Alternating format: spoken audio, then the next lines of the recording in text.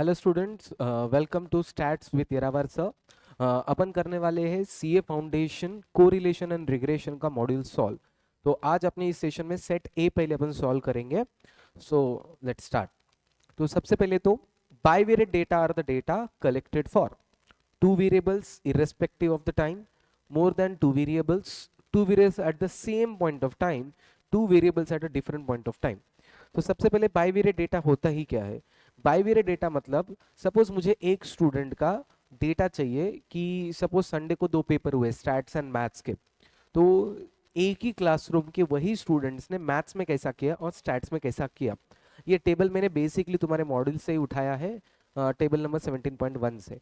तो जो vertical columns है वो तुम्हारे मैथ्स के मार्क्स को रिप्रेजेंट करेंगे, जबकि हॉरिजॉन्टल जो है रोज वो तुम्हारे स्टैटिस्टिक्स के मार्क्स को रिप्रेजेंट करेंगे। तो एक ही स्टूडेंट का मुझे मैथ्स में स्कोर कितना और स्टैट्स में कितना है वो समझ में आ जाएगा पूरे क्लासरूम। तो ये जो एग्जाम्पल है इसमें 50 स्टूडेंट्स है, तो 50 स्टूडेंट्स का स्टैटिस्टिक्स ये जो पूरा है वो स्टैटिस्टिक्स को रिप्रेजेंट करेगा। तो 0 to 4 लाने वाले 4 स्टूडेंट्स है, 4 to 8 लाने वाले 12 स्टूडेंट्स है, 8 to 12 लाने वाले 14 स्टूडेंट्स है, 12 to 16 वाले 11 और 16 to 20 वाले 9 स्टूडेंट्स है। At the same time 50 students का अगर मैं मैथ्स का बाइफरकेशन देखता हूँ, 0 to 4 लाने वाले 3, 8 to 12 लाने वाले 15, ऐसा। तो ये एक ही क्लासरूम के दो पेपर्स के मार्क्स अपन देख रहे हैं। तो अभी बाइवेरिएट डेटा तो क्या हो रहा है, टू वेरिएबल्स ले रहे क्या? यस, मैथ्स एंड स्टैट दो variable at the same point of time, मतलब वही स्टूडेंट्स के वही डेटा का अपन लेने वाले हैं। तो इसीलिए at the same point of time two variables का डेटा लिया जाएगा। इसका आंसर सी रहेगा।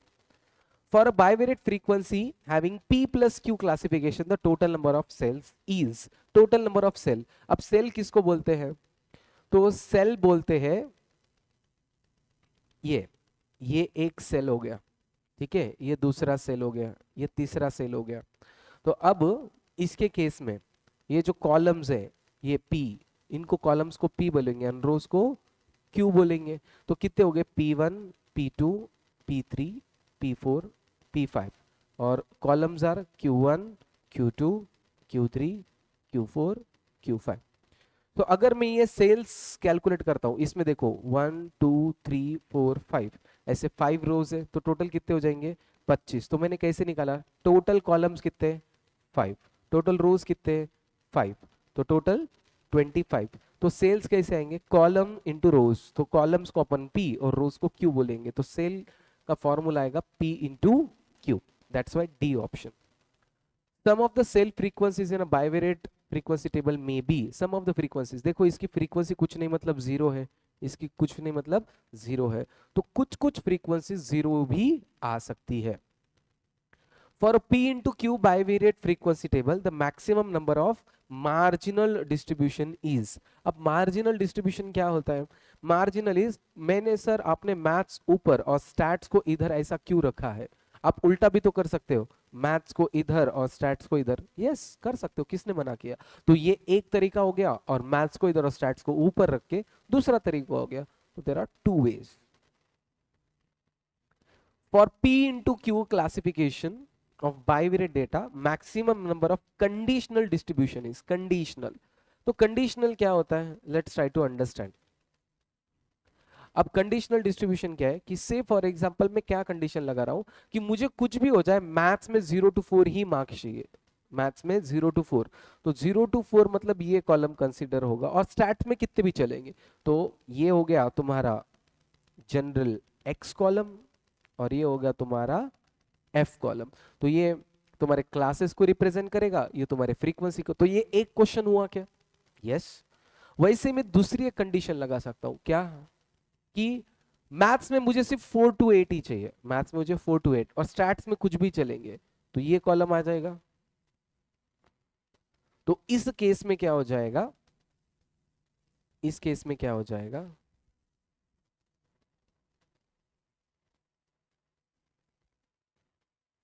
ये बन जाएगा मेरा फ्रीक्वेंसी, और एक्स जो था ये मेरे ऑब्जर्वेशन। तो ये क्वेश्चन हो गया क्या? यस। तो मेरे ऐसे कितने क्वेश्चंस बनेंगे? 1 2 3 4 5 5 क्वेश्चंस। हाँ बट कॉलम के साथ 5। मैं उल्टा भी तो कंडीशन लगा सकता हूँ। उल्टा कंडीशन मतलब कौन सा कंडीशन, कि मैं बोल सकता हूँ कि मुझे स्टैट में सिर्फ ऐसे स्टूडेंट चाहिए जिनको 8 से 12 ही स्कोर है। स्टैट्स में कितने चाहिए, 8 से 12। मैथ्स के अंदर कुछ भी चलेंगे, मैथ्स के अंदर 0 to 4, 4 to 8, 8 to 12, 12 to 16, 16 to 20, ऐसा कुछ भी चल सकता है। तो ये हो गया x और ये हो गई इसकी फ्रीक्वेंसी। ये क्वेश्चन बन गया क्या, यस। वैसे 12 to 16 बोला तो मैं ये हाईलाइट कर दूंगा। तो ऐसे कितने बनेंगे, 1 2 3 4 5। तो column wise 5 and row wise 5, ऐसे टोटल कितने क्वेश्चंस बनेंगे, 10। तो इसको बोलते हैं कंडीशनल डिस्ट्रीब्यूशंस। तो कंडीशनल डिस्ट्रीब्यूशंस कितने बनेंगे, p प्लस क्यू, ऐसे दो बनेंगे। तो B option p plus Q. तो ये बेसिकली 1 to 5 जो क्वेश्चंस थे वो बाइवेरिएट डेटा को रिप्रेजेंट कर रहे थे। Next, correlation analysis aims at. Correlation का मेन पर्पस क्या है, तो लेट्स छोटा सा ग्लिम्स। कोरिलेशन में क्या होता है, दो वेरिएबल एक में से कनेक्टेड है। तो अपन कोरिलेशन में क्या देखते हैं कि इनमें कोई रिलेशन है क्या, नाता है क्या, मतलब एक को अगर मैं अफेक्ट करता हूं तो दूसरे को अफेक्ट होता है क्या। सो अगर अफेक्ट हो रहा है मतलब दे आर कोरिलेटेड, अगर अफेक्ट ही नहीं हो रहा है मतलब दे आर नॉट कोरिलेटेड। एक बढ़ रहा है दूसरा बढ़ रहा है, एक कम हो रहा है दूसरा कम हो रहा है, मतलब देयर इज अ लिंक। तो कोरिलेशन में क्या होता है, दोनों में रिलेशन ढूंढना, अगर है तो कितना है उतना ही।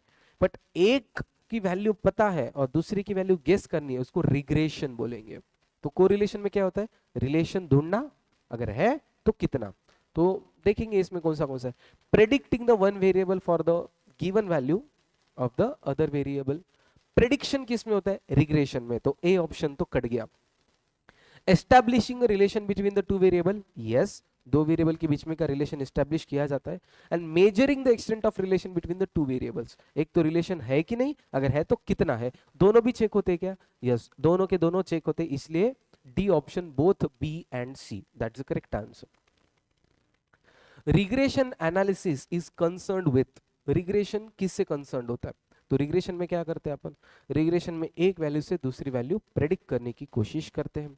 तो देखते हैं, establishing the mathematical relationship between the two variable, yes, ये क्या होता है, इक्वेशन बनाना। अब इक्वेशन बनाना क्या होता है, let's try to understand. Regression क्या करता है, पहले तो एक इक्वेशन बनाता है, फिर इक्वेशन बनाने से क्या होता है, लीनियर इक्वेशन से लाइन ड्रॉ होती है, yes, this is X axis, this is Y axis. अगर मुझे x की वैल्यू इक्वेशन में दिया है 2x plus 4y is equal to 10, ऐसा कुछ, तो एक रैंडम इक्वेशन, मैंने इस इक्वेशन से क्या कर दिया, एक लाइन ड्रॉ करी। तो अब क्या होगा, अगर मुझे x की वैल्यू 10 पुटअप की है तो मैं इस ग्राफ पे आऊंगा, 10 वैल्यू पुटअप करूंगा, फिर ये इधर आके चेक करूंगा इधर की क्या वैल्यू है। सो इस वैल्यू से मैं ये वैल्यू गेस कर पा रहा हूं क्या, यस। तो इस तरीके से, पर इसके लिए क्या होना चाहिए, ये लाइन होनी चाहिए। तो ये लाइन कौन बनाता है, regression, establishing a mathematical relation between the two variable.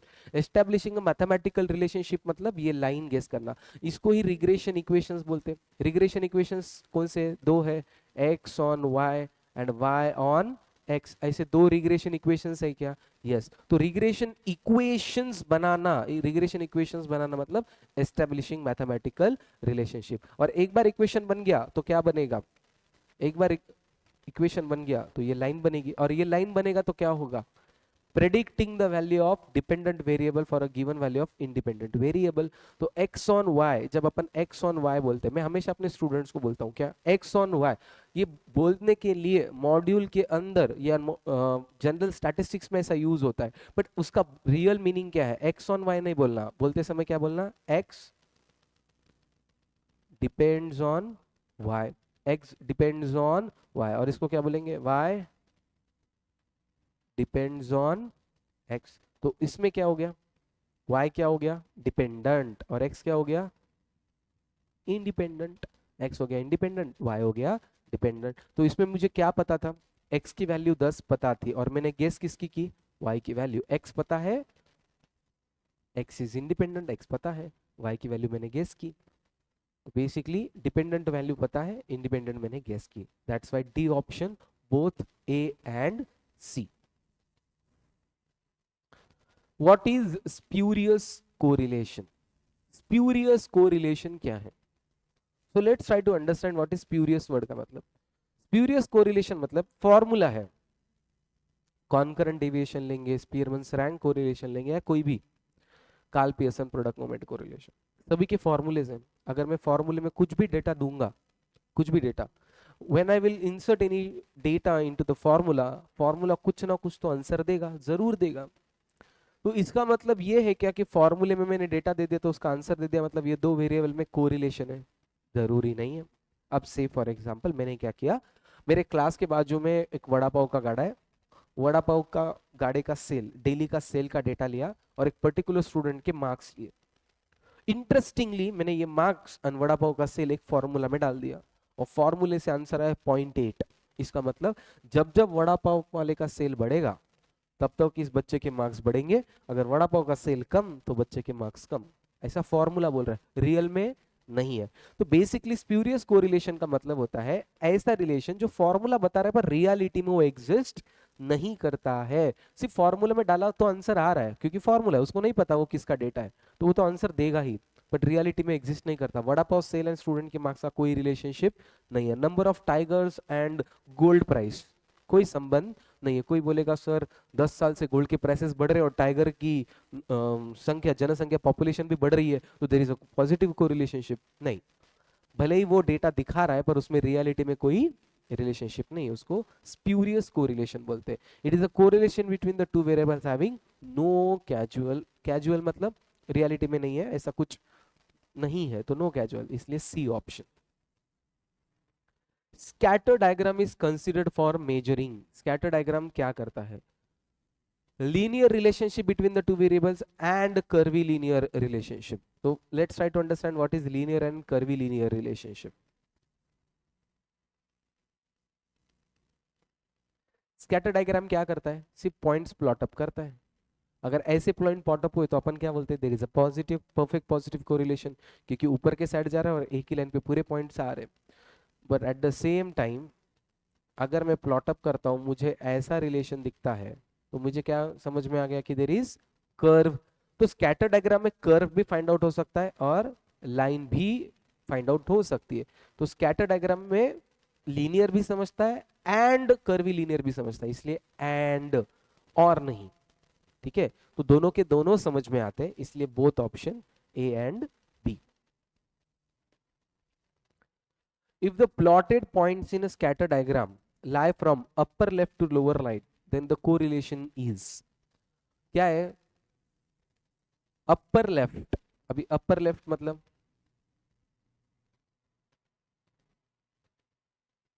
ये राइट ये लेफ्ट, अपर लेफ्ट मतलब यहां से चालू हो गया, टू लोअर राइट, राइट मतलब यहाँ पे इसका लोअर।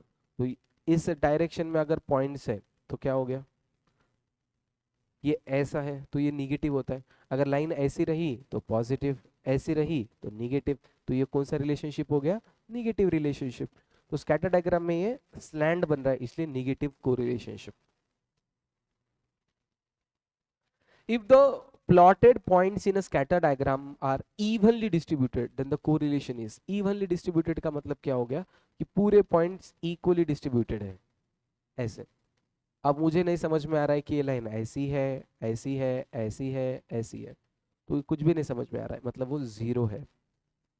तो उसमें कोई डायरेक्शन नहीं समझ में आ रही, एक तो डायरेक्शन ऐसी बनना या फिर ऐसी बनना। अगर इवनली है मतलब कोई डायरेक्शन नहीं है, जब कोई डायरेक्शन नहीं होता है तो कोरिलेशन जीरो होता है।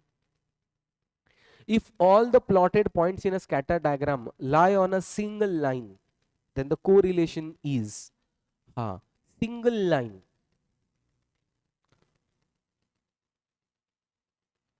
तो सिंगल लाइन बोला है उन्होंने, एंगल नहीं बोला है।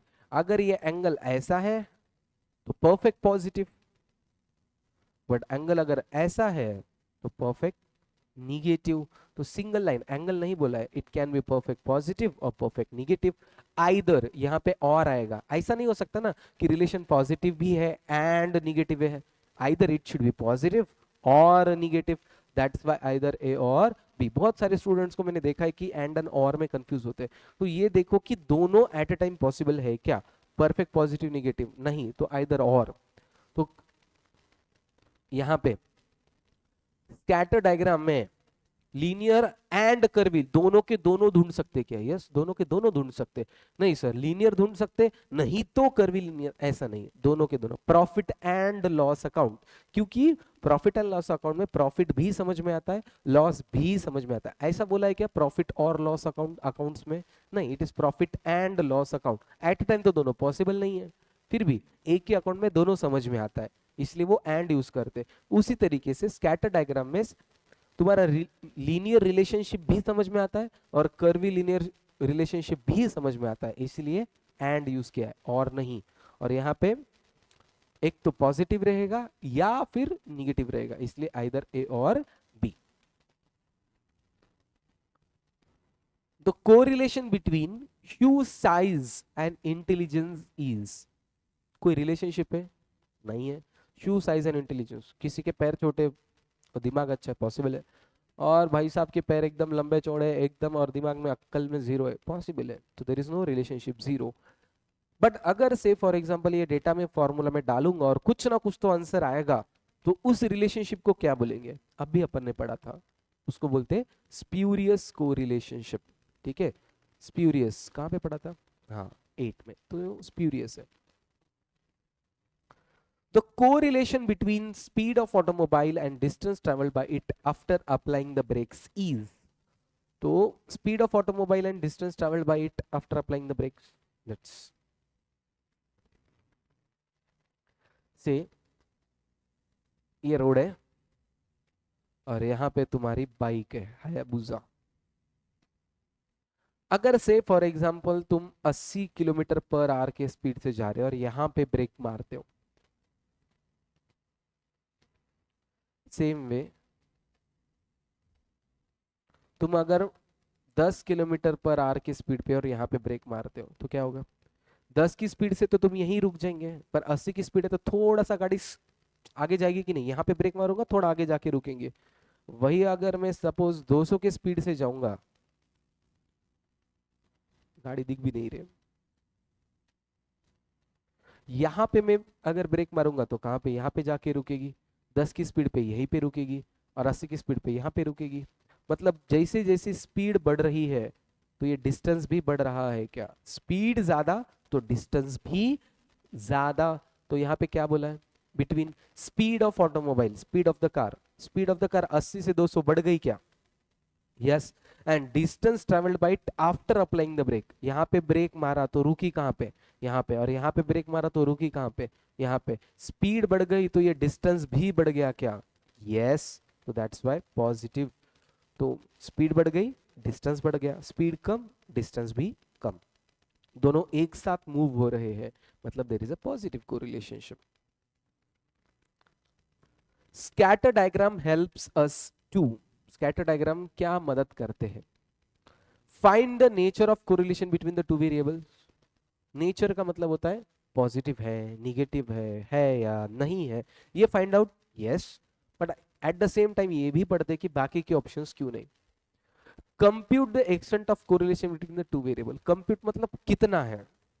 अब प्रॉब्लम क्या है, स्कैटर डायग्राम देख के ये समझ में आ गया कि परफेक्ट पॉजिटिव है, बट अगर पॉइंट्स थोड़े इधर उधर भी है, अब क्या इशू है?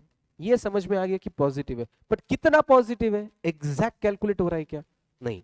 एग्जैक्ट कैलकुलेट तुम्हारे रैंक में होता है, यस, कॉन्करेंट में होता है, यस, कार्ल पियर्सन में होता है, यस, बाकी मेथड में एग्जैक्ट आंसर आता है। स्कैटर डायग्राम में आंसर ये समझ में आता है कि पॉजिटिव है या निगेटिव है, और ज्यादा ज्यादा ये समझ में आता है कि हाईली परफेक्ट है या कैसा है, पर एग्जैक्ट नंबर गेस कर सकते क्या? नहीं गेस कर सकते। इसका कंप्यूट, इसलिए बी ऑप्शन कट गया। Obtain a mathematical relation between the two variable, इससे इक्वेशन बना सकते क्या? नहीं, इक्वेशन रिग्रेशन में बनता है, इसलिए सी भी ऑप्शन कट गया, इसलिए ऑप्शन सिर्फ ए बचा। तो स्कैटर डायग्राम का A answer. Pearson's correlation coefficient is used for finding, Pearson's correlation coefficient is used for finding. Pearson का कोरिलेशन कोएफिशिएंट किस चीज को काम आता है? तो ये सिर्फ लीनियर रिलेशनशिप के लिए ही काम आता है। क्यों ऐसा? लेट्स चेक क्यों ऐसा। तुम्हारे मॉड्यूल में ढूंढेंगे ये चीज का आंसर।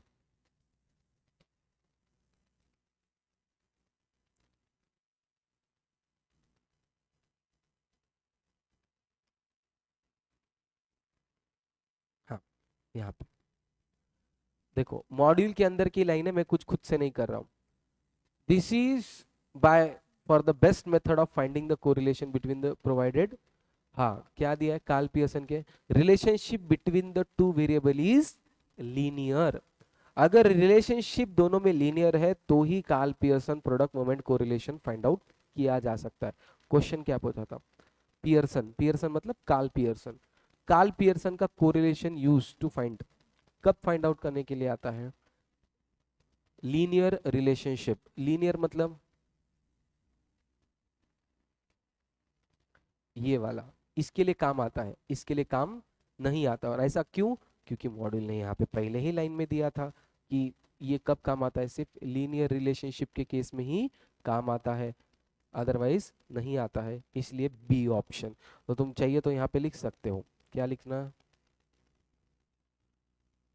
रेफर पेज 17.7, तो वहां पे तुमको दिख जाएगी line.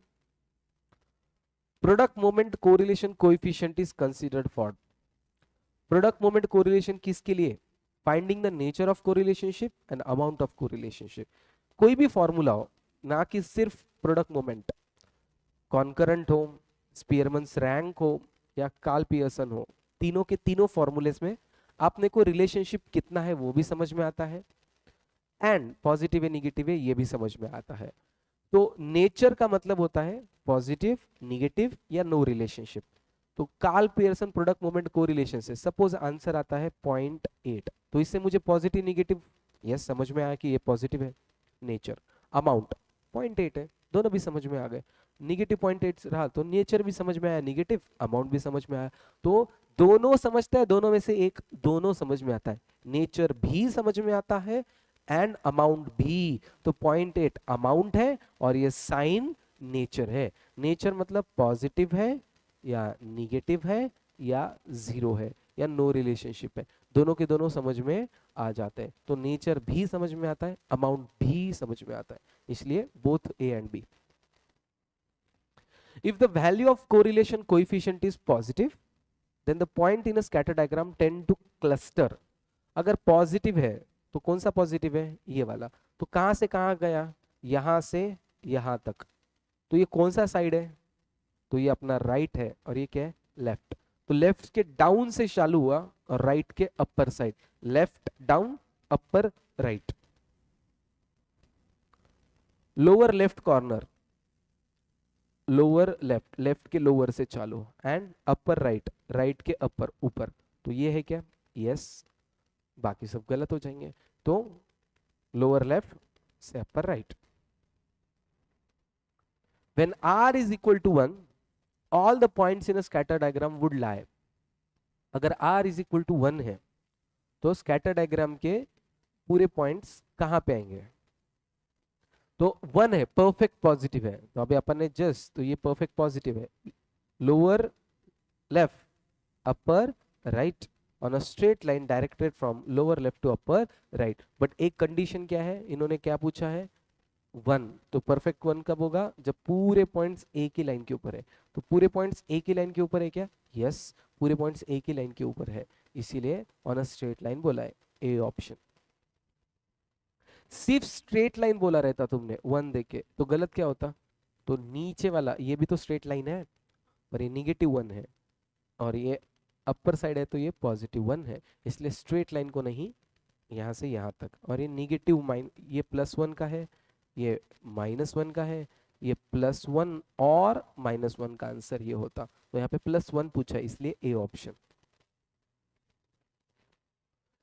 Product moment correlation coefficient may be defined as the ratio of, product moment correlation coefficient में भी defined as a ratio of, किसका है, अभी प्रोडक्ट मोमेंट कोरिलेशन कोएफिशिएंट का फॉर्मूला क्या है। अब इंस्टीट्यूट को ना ऐसी चीजें बहुत पसंद है कि फॉर्मूला देते हैं और उसको वर्बल फॉर्मेट में तुमको पूछते हैं। तो क्या है formula of R, covariance of X comma Y divided by standard deviation of x into standard deviation of y। तो इसको ही, इसी फॉर्मूले को अपन क्या करने की कोशिश करेंगे, इसी फॉर्मूले को अपन कोशिश करेंगे कि वर्ड फॉर्मेट में देखो, covariance between variables, covariance between variables, okay ये कवर हो गया।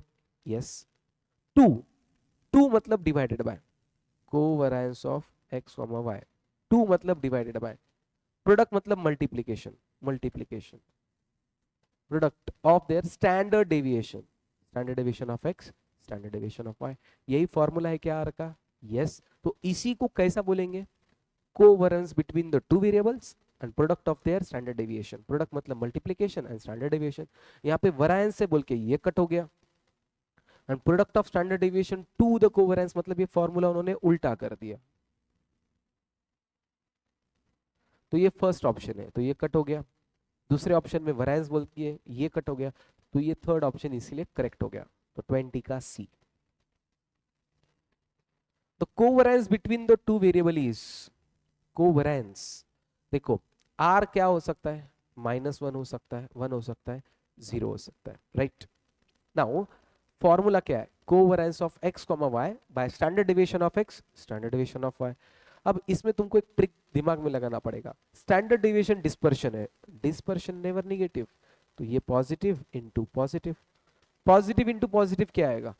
पॉजिटिव ही आएगा। तो अगर मुझे -1 लाना है और डिनोमिनेटर पॉजिटिव है, आंसर -1 लाना है, तो ऊपर का क्या चाहिए? निगेटिव। तो कोवेरिएंस को निगेटिव आना पड़ेगा, आना पड़ेगा नहीं, आ सकता है, तुम ट्रायल करके देख लो। तो कोवेरिएंस निगेटिव भी आ सकता है, पॉजिटिव भी आ सकता है, 0 भी आ सकता है। अगर ये नहीं हुआ तो इस फॉर्मूले से आंसर हमेशा हमेशा पॉजिटिव ही आएंगे, क्योंकि डिनोमिनेटर तो स्टैंडर्ड डेविएशन है, वो तो निगेटिव रहता ही नहीं, तो इसका मतलब आर कभी निगेटिव आएगा ही नहीं, ये तो गलत है। तो कोवेरिएंस को ही होना पड़ता है। तो covariance can be positive, can be negative और 0। The coefficient of correlation between the two variables, coefficient of correlation, it's a unit free measure, क्योंकि ये प्रॉपर्टी है कोरिलेशन की। Correlation is a unit free measure and it's a pure number. तो कोई भी, मतलब speed of automobile and distance, speed kilometres per hour होती है और डिस्टेंस किलोमीटर में होता है, उसका कोई यूनिट नहीं है। Blood pressure and sugar, sorry blood pressure and cholesterol, cholesterol में भी मिलीमीटर्स में रहेगा और बीपी तुम्हारी पॉइंट्स में रहेंगे, तो कोई यूनिट कंसिडर नहीं होते। तो basically it's a unit free measure, ये उसकी प्रॉपर्टी है, यूनिट ही नहीं होता है, इट्स अ प्योर नंबर, इसलिए C option.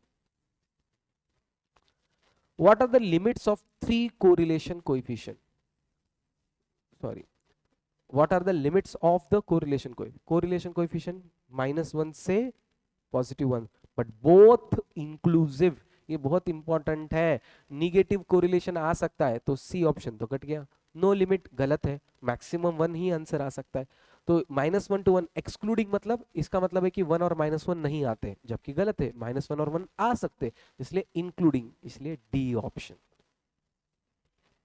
24, in case of correlation coefficient between the two variable is 1, अगर correlation coefficient between the two variable is 1, the relation between the two variable would be, तो देखो correlation coefficient अगर ढूंढना है तो उसकी एक लाइन बनानी पड़ेगी, ओके। तो अगर से फॉर एग्जांपल एक मैंने इक्वेशन बनाया और उसे एक लाइन ड्रॉ करी, अगर लाइन इस फॉर्मेट में है, इस डायरेक्शन में है, तो क्या हो गया? पॉजिटिव। वही अगर लाइन इस डायरेक्शन में है, सॉरी इस डायरेक्शन में है, तो क्या हो गया? निगेटिव। ऊपर के साइड जा रहा है पॉजिटिव, नीचे के साइड आ रहा है ऐसा, ऐसा निगेटिव, ऐसा पॉजिटिव। देखते हैं। तो मैंने एक सिमुलेटर ढूंढ के रखा है तुम्हारे लिए। सपोज एक इक्वेशन बना रहे अपन, कुछ भी, y इज इक्वल्स टू, यहाँ पे y is equal to a can be any number, any number. तो मैं सपोज पकड़ता हूँ 4, मतलब तुम कुछ भी पकड़ सकते हो, प्लस bx, अब b can be any number, तो सपोज मैंने b रखा 2x, तो देखो लाइन कैसे आ रही है, इस तरीके से आ रही है क्या? तो ये कौन सा डायरेक्शन है, अपन ने पहले डिसाइड करा, ये डायरेक्शन है क्या ये, यस। तो ये क्या हो गया, पॉजिटिव। बट जैसे मैं ये प्लस टू को क्या करता हूँ, -2 करता हूँ, +2 को -2 करता हूँ, तो देखो ये डायरेक्शन ऐसी हो गई, डायरेक्शन ऐसी हो गई, मतलब ये निगेटिव है। तो बेसिकली किसके ऊपर डिसाइड हुआ है डायरेक्शन, एक्स के बाजू वाला जो नंबर है, एक्स के बाजू वाला नंबर क्या है, बी। अगर बी पॉजिटिव 0 के ऊपर तो पॉजिटिव, अगर बी 0 के नीचे निगेटिव तो ये -1 हो जाएगा। और कुछ भी नहीं बोला है तो कुछ बोल नहीं सकते सर, ए का भी तो देखेंगे, both A and B being positive, तो ट्राई करते। तो ये मैं 4 को -4 करता हूँ, देखो -4 करने से डायरेक्शन चेंज हुआ क्या, नहीं। अब ये +2 करता हूँ,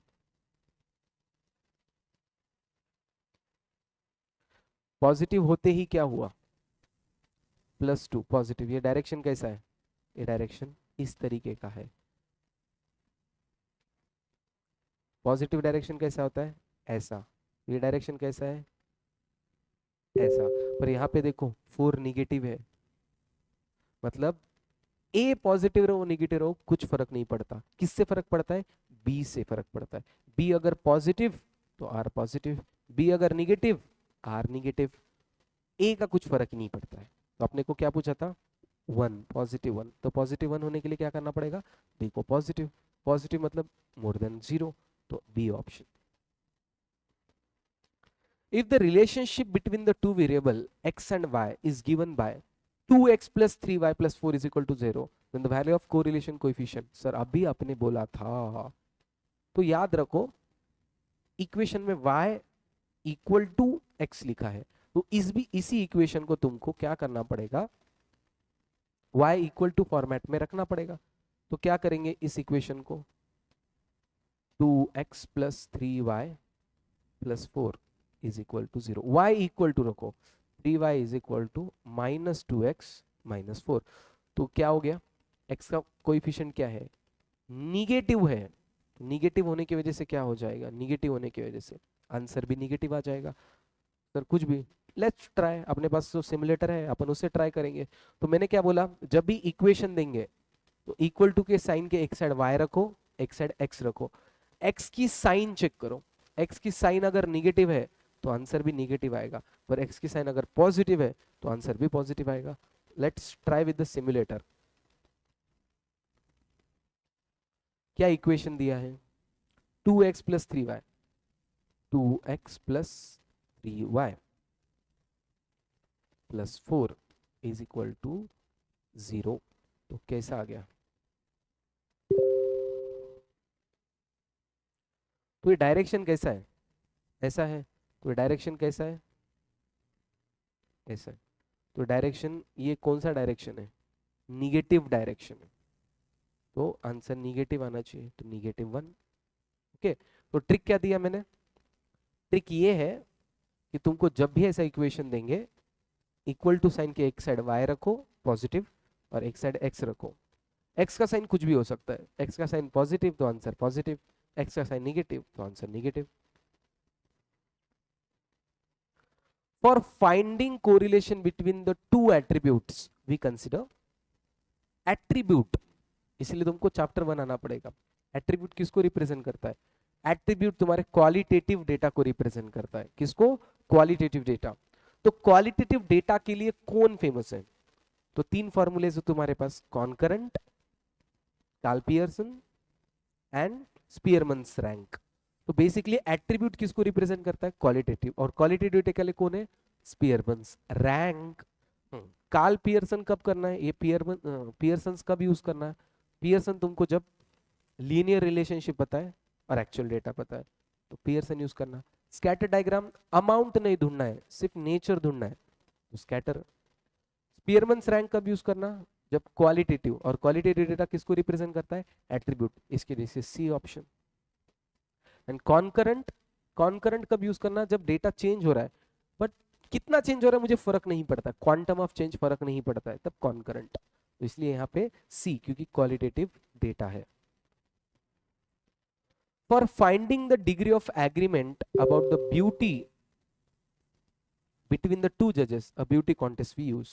beauty क्या है, क्वालिटेटिव डेटा, इसलिए क्या यूज करेंगे, स्पीयरमैन्स रैंक। आ गया B option. If there is a perfect disagreement, disagreement, disagreement मतलब एक चीज, एक जन हाँ बोल रहा है तो दूसरा ना बोल रहा है, तो एक हाँ एक ना। Between the marks of geography and statistics what would be the value of rank, तो एक हाँ बोल रहा है तो एक ना बोल रहा है, एक जन ना बोल रहा है तो दूसरा हाँ बोल रहा है, तो दोनों अपोजिट डायरेक्शन में जा रहे, अपोजिट डायरेक्शन में जा रहे तो -1, निगेटिव ही आना पड़ेगा। और परफेक्ट डिसएग्रीमेंट बोला है, इसकी वजह से 1 आएगा आंसर। निगेटिव डिसएग्रीमेंट, एग्रीमेंट बोला रहता तो 1, डिसएग्रीमेंट बोलने से -1।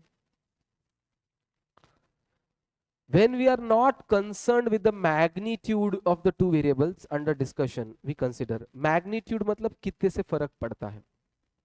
अभी देखो कॉन्करेंट डेविएशन में क्या होता है,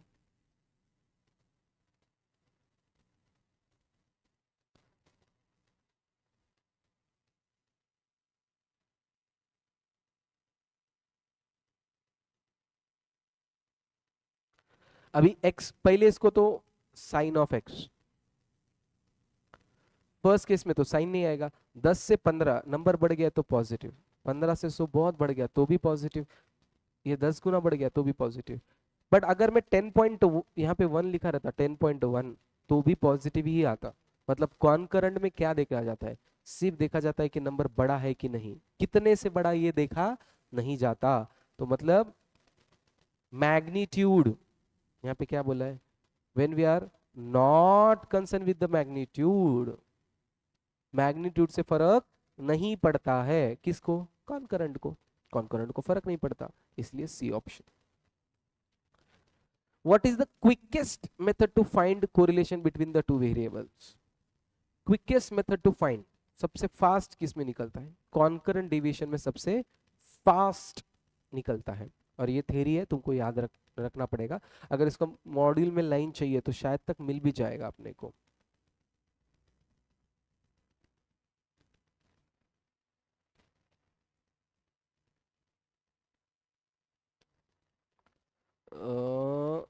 सरप्राइजिंगली नहीं है तो ठीक है, कोई प्रॉब्लम नहीं है, बट ये तुमको याद रखना पड़ेगा, क्विकेस्ट इज कॉन्करेंट डेविएशन। मैं जनरली ऐसे क्वेश्चंस को आर स्क्वायर बोलता हूँ या प्रॉपर्टी बोलता हूँ, प्रॉपर्टी याद रख लो यार, नहीं तो आर स्क्वायर रट्टा रिक्वायर्ड।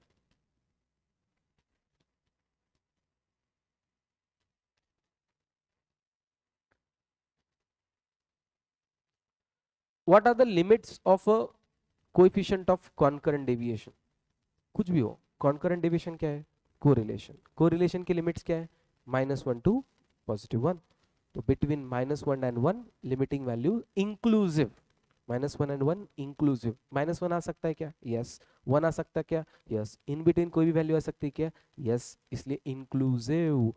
तो यहाँ पे 0 to 1 बोलने की वजह से -1 तो नहीं आ रहा, इसलिए C option cut.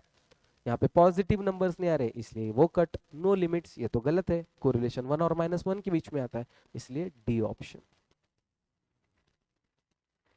If there are two variables x and y, then the number of regression equations would be, regression equation कितने रहेंगे, दो, x on y on x, ऐसे दो बनेंगे, इसलिए 2 आंसर।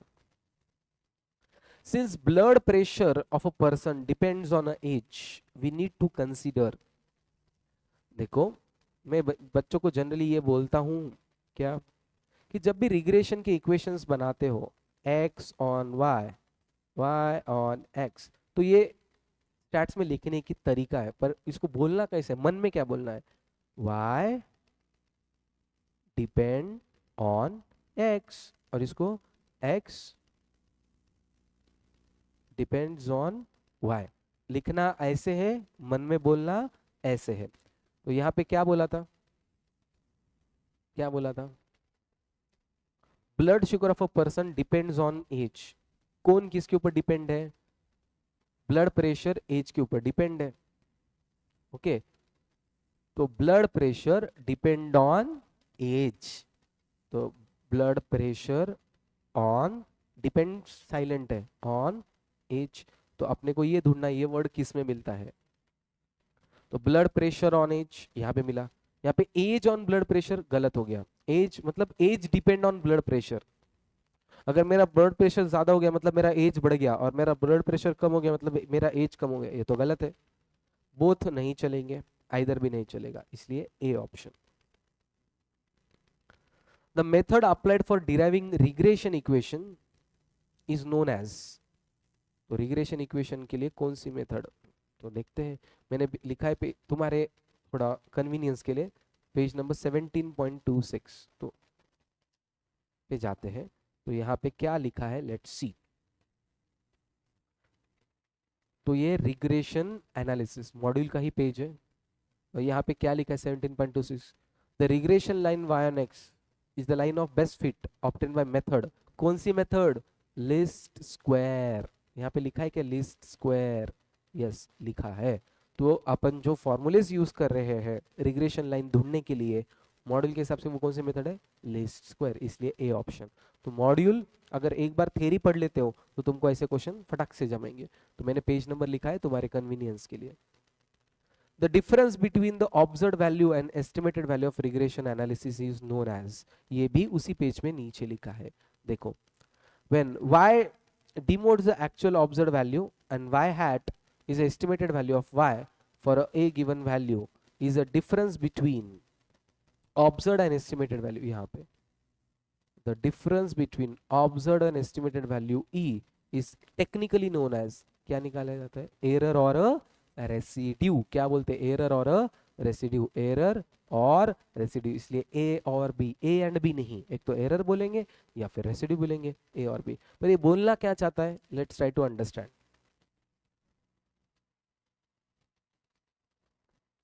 रिग्रेशन की मदद से मुझे इक्वेशन बनेगा, और इक्वेशन की मदद से मैं एक लाइन ड्रॉ कर सकता हूं। तो सपोज मुझे x की वैल्यू पता है और y की वैल्यू गेस करनी है, तो मैं x की वैल्यू से y की वैल्यू गेस कर सकता हूँ। तो ये पॉइंट है, बट रियल में आंसर यहाँ पे है, पॉसिबल है, क्योंकि परफेक्ट पॉजिटिव रहा तो ही परफेक्ट आंसर आएगा। अगर रिलेशनशिप परफेक्ट नहीं है तो आंसर भी परफेक्ट आंसर्स नहीं आएंगे। तो रिग्रेशन से प्रेडिक्शंस किए जा सकते, एस्टिमेट किया जाता है।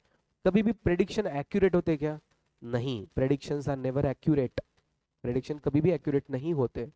तो अगर एक्यूरेट होते ही नहीं है तो फिर कैसे, तो basically predictions are not accurate, that's why answer गलत हो सकते हैं। ये मेरा प्रेडिक्शन है, ये क्या है, प्रेडिक्शन, एस्टिमेट है रिग्रेशन को यूज करके, और ये क्या है, एक्चुअल है। इन दोनों को डिफरेंस को क्या बोलेंगे, इसको बोलेंगे एरर और रेसिड्यू। अगर कोई स्टूडेंट आके बोलता है सर मैं 2 घंटा पढ़ूंगा तो मेरा स्कोर कितना आएगा, मैंने बोला 80% आ जाएगा। सर मुझे 85 आए, आ सकते हैं, रियलिटी में कुछ भी हो सकता है, रियलिटी में 75% भी आ सकते हैं। तो ये क्या है, एरर है, मेरी गलती हो गई, ये रेसिड्यू है, ऐसा बोल सकते हैं। The error in case of regression equations are, error क्या हो सकता है, ऊपर के साइड आया तो पॉजिटिव, नीचे के साइड आया तो निगेटिव, एग्जैक्टली भी आंसर आ सकता है तो जीरो। तो error can be positive, negative और zero, all of this. The regression line of y on x derived by y on x, अभी अभी 2 मिनट पहले अपन ने बोला y on x, ऐसे ही बोलते ही लिखते समय y on x, बोलते समय क्या बोलना, y depends on x, बोलते समय बोलेंगे y depends on x, तो रहेगा क्या, y on x। y depend on x मतलब कि कौन पता है, x पता है, और ढूंढना क्या है, y, तो ये होता है y, और क्या पता है, x, तो x की वैल्यू पता है, ओके। तो x की वैल्यू पता है, तो y can be here, y can be here, y can be here और हियर और हियर। x की वैल्यू पता है और y की वैल्यू गेस करनी है, तो it can be here here here here और हियर, किधर भी हो सकता है। तो मुझे इसको इधर ढकेलना पड़ेगा और इसको इधर ढकेलना पड़ेगा। तो ये डिस्टेंसेस जो है ये वर्टिकल है, इसको क्या करना पड़ेगा, कॉम्प्रेस करना पड़ेगा। व्हेन वर्टिकल डिस्टेंसेस श्रिंक तो ये पॉइंट मिलेगा।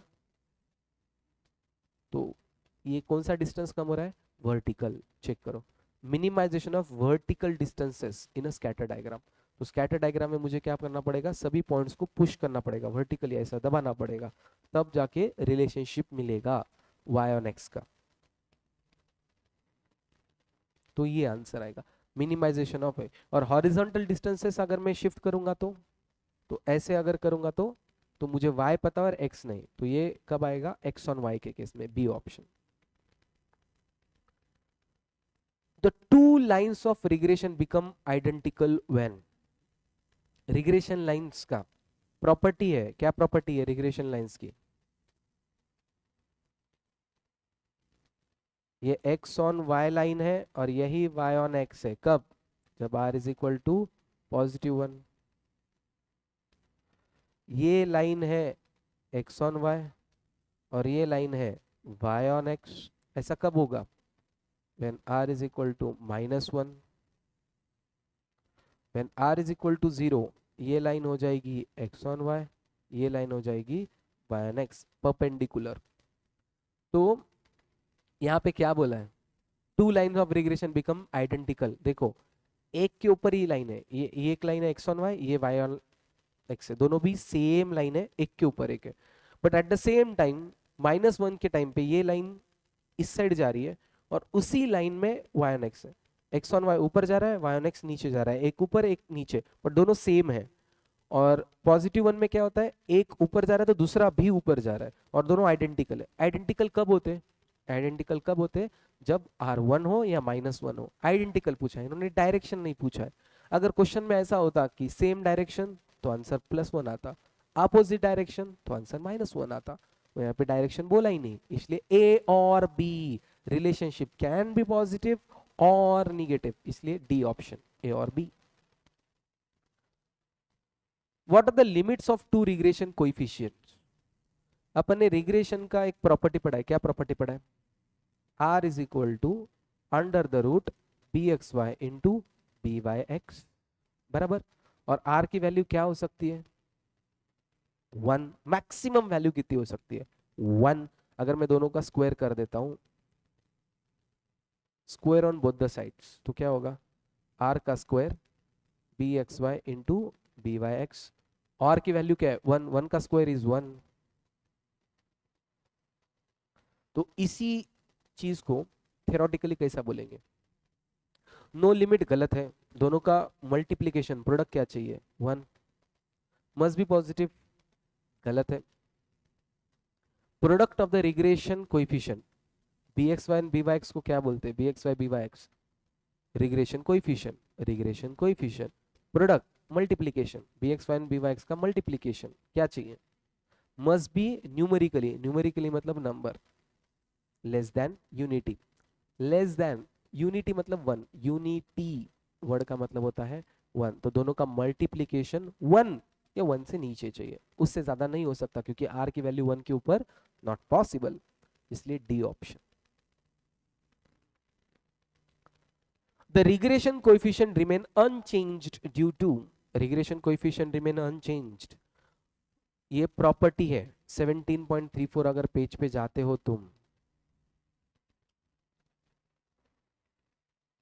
रिग्रेशन क्या बोला है, regression coefficient remain unchange due to shift of origin,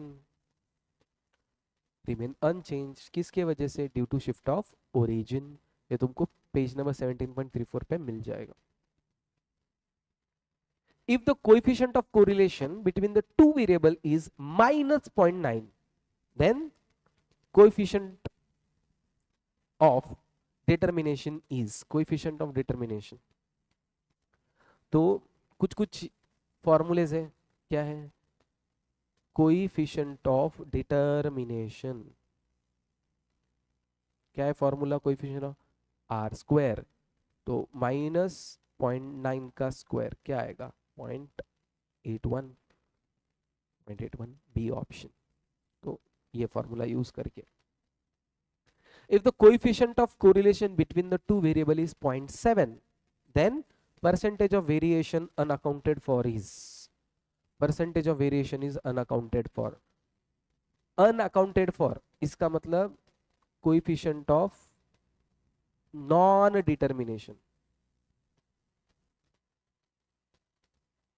non determination को दूसरा नाम क्या है, वेरिएशन अनअकाउंटेड फॉर, तो 0.7, तो फॉर्मूला है 1 - r स्क्वायर, 1 - 0.7 का स्क्वायर, तो 1 माइनस 0.7 का स्क्वायर 0.49 कितना आता 0.51, तो 0.51 इसको ही क्या लिखेंगे और 51%, तो 51% सी ऑप्शन।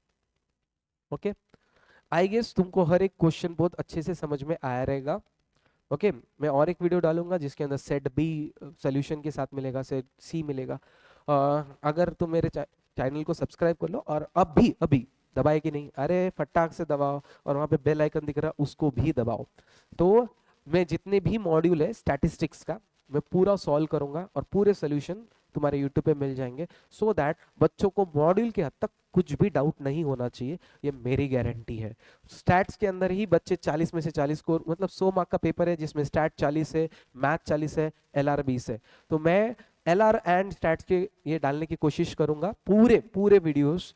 सो सिर्फ सिर्फ तुम्हारी मदद चाहिए, अगर सब्सक्राइब बटन दबाएंगे और वहां पे बेल आइकन को दबाएंगे तो मैं जरूर पूरे वीडियोस अपलोड करूंगा। और कमेंट सेक्शन में लिखना कि तुमको क्या इंप्रूवमेंट चाहिए, जो भी इंप्रूवमेंट चाहिए, कुछ भी डाउट है कमेंट सेक्शन में डालो। I will try to improvise my sections and this all module all subject के पूरे तुम्हारे सॉल्व फॉर्मेट में मिल जाएंगे। And thank you.